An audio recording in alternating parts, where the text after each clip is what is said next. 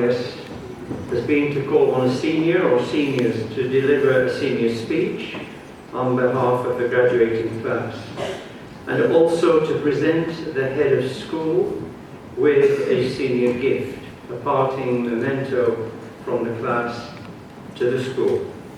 Please give a warm welcome to the podium two of our seniors, Dion Davis and Kathryn Violette.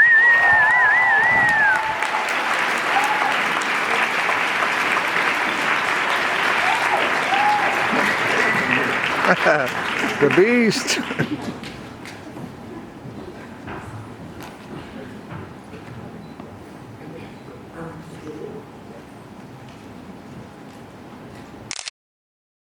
Teachers, friends, and the class of 2016.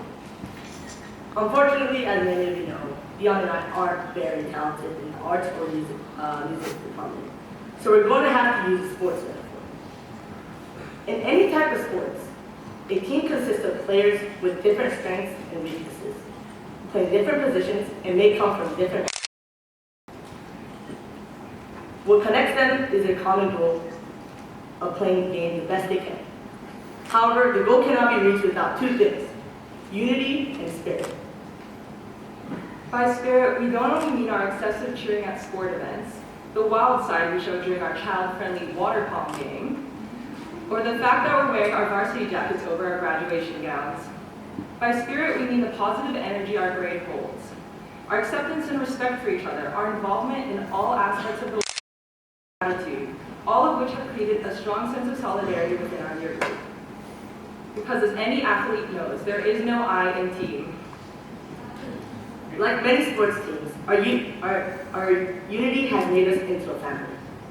Teachers have commented on the care and interest we have shown after holidays when they hear us asking about each other's breaks, no matter what friendship group we're in. Often high school can be challenging. However, being in NYS, especially our grade, where there is no strict social division or cliques, truly has made. Going through one of the toughest curriculums is only possible with the support of 56 family members.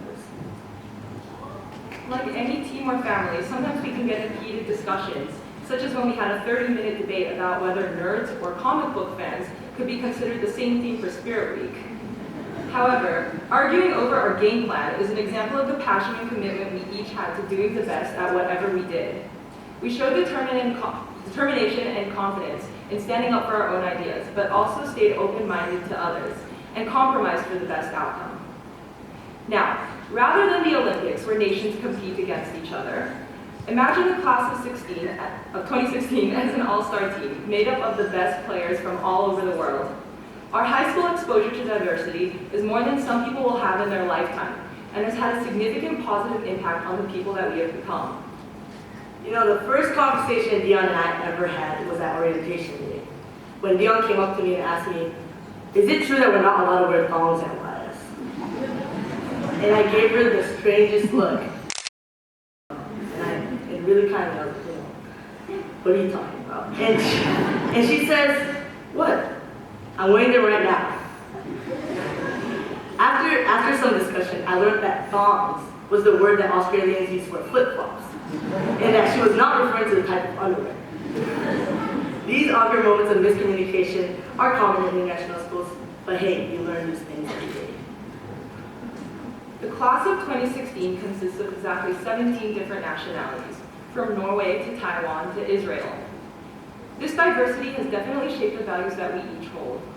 We understand the importance of respecting our teammates' cultures, and in doing so have ensured our year is one where everyone is able to feel comfortable with not only their cultural background or religious beliefs, but also their personal ideas, opinions, and dreams. So now I've learned not to judge Dion for using the word thongs instead of flip-flops. But jokes aside, our exposure to internationalism has surely made us more open-minded people, making our unity as a grade greater. Athletes aren't just athletes. They have hobbies outside of the sport.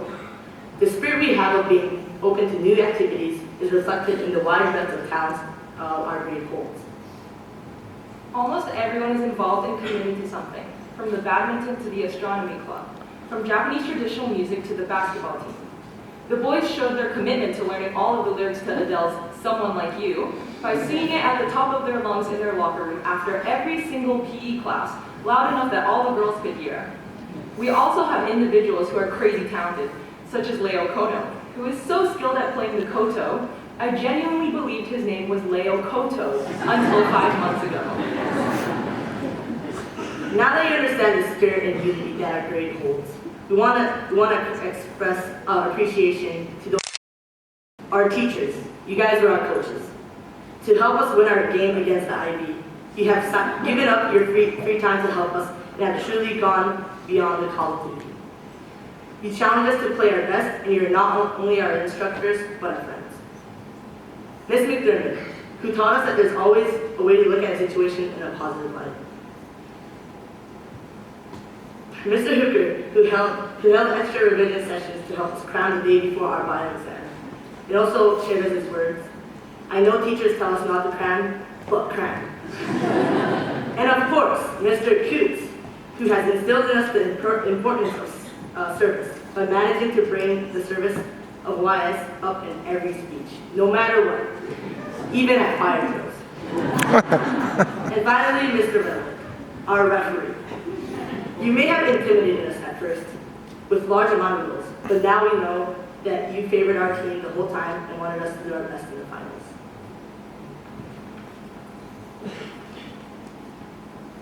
And where would we be without our cheerleaders, our parents? You cheered for us in the games we won, but cheered even harder for us in the games that we lost. We're going to keep this part short because we know you'll hold it against us next time we're in a fight, but we can't thank you enough for listening to our rants, for celebrating our success, for your uncomparable and ever-persistent support. Without you, we would not be here, literally. You are the real MVPs.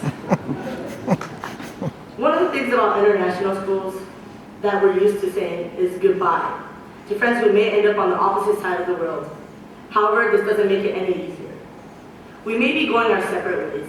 Nonetheless, I find it impossible to label this as our final farewell. Although we may not be together, we have all affected each other in some way that has made a permanent impact on us as individuals. Guy, who has never stopped smiling and has shown us the impact a smile can have on lightening the moods of others. Thomas, who has shown us the importance of making sure our opinions are heard no matter what. And Tomoko, who has shown us that sometimes it's okay not to wear shoes. So, fellow seniors, just like all athletes have to do eventually, today is the day we retire. But we're always going to be friends, and if and when we see each other in the future, I know that it will be like we never stopped playing the game. To the class of 2016, no matter what position you end up playing in whatever sport, your teammates may change, but your dragon spirit will always stay the same. So for the last time, guys, class of 2016, Dragons on 3. 1, 2, 3! Dragons!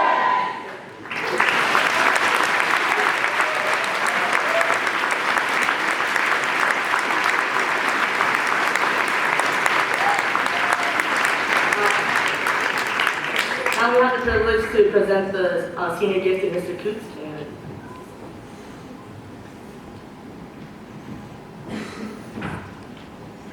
As our senior gift will be funding a school sponsorship with the German non-profit organization Cargo Human Care. We have donated a total of 181,000 yen to fund the final 4 years of a Kenyan child's education. This gift reflects the values YS has instilled in us during our time here, such as being caring, service, and compassion. We've had the privilege of having a primary and secondary education than us to have the same opportunity and to complete all 12 years of education. We would now like to present Mr. Coots with the contract of our donation and a profile of our sponsor child, whose name is Stephanie.